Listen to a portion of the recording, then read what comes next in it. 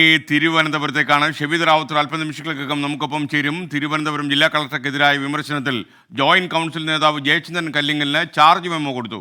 കാരണം കാണിക്കൽ notice പിൻവലിച്ചിട്ടാണ് revenue സെക്രട്ടറിയുടെ ഈ പുതിയ നടപടി. 15 ദിവസങ്ങൾക്കുള്ളിൽ മറുപടി കൊടുക്കണം. പ്രതിഷേധം കടുപ്പിക്കാൻ പക്ഷേ ജോയിന്റ് കൗൺസിൽ തീരുമാനിച്ചു എന്നും അറിയുന്നു. ഷെബീദ് റാവുത്തർ വിവരങ്ങൾ നൽകുന്നു. ഗുഡ് മോർണിംഗ് ഷെബീദ്, വിശദാംശങ്ങൾ പറയൂ.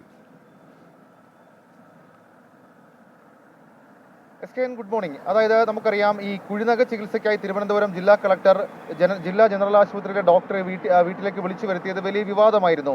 അതിന് പിന്നാലെ നടന്ന ചാനൽ ചർച്ചയിലാണ് ജോയിന്റ് കൗൺസിൽ ജനറൽ സെക്രട്ടറി ആയിട്ടുള്ള ജയചന്ദ്രൻ കല്ലിങ്ങൽ ഇതുമായി ബന്ധപ്പെട്ട ചില വിമർശനങ്ങൾ ജില്ലാ കളക്ടർക്കെതിരെ നടത്തുന്നത്. ഇതിന് പിന്നാലെ ഈ ജയചന്ദ്രൻ കല്ലിങ്ങലിനോട് കാരണം കാണിക്കൽ നോട്ടീസ് നൽകിയിരുന്നു.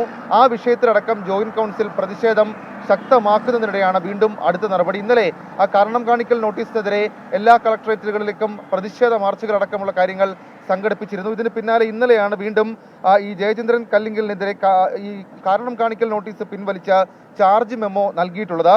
സർവീസ് ചട്ടം ലംഘിച്ചെന്നായിരുന്നു കുറ്റപ്പെടുത്തൽ. 15 ദിവസത്തിനുള്ളിൽ മറുപടി പറയണമെന്നും ഇക്കാര്യത്തിൽ ആവശ്യപ്പെട്ടിട്ടുണ്ട്. റവന്യൂ സെക്രട്ടറിയാണ് ഈ മെമ്മോ നൽകിയതും. എന്നാൽ ഈ സംഭവത്തിന് പിന്നിൽ പ്രത്യേകിച്ച് അഭിപ്രായ സ്വാതന്ത്ര്യം മാത്രമല്ല, നേരത്തെ തന്നെ ജയചന്ദ്രൻ കല്ലിങ്ങലുമായി ബന്ധപ്പെട്ട് പ്രതികരിച്ചത് താൻ തെരഞ്ഞെടുപ്പ് ചട്ട ലംഘനമോ മറ്റ് മാന്യത ഇല്ലാതെ എന്തെങ്കിലും കാര്യമോ പറഞ്ഞിട്ടില്ല. പക്ഷേ ഇക്കാര്യത്തിൽ IAS അസോസിയേഷൻ അവരുടെ സമ്മർദ്ദമുണ്ട്.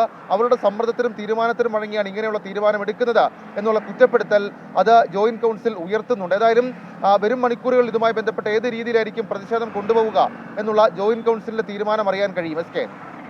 Okay, thank you Shebeed Rawther.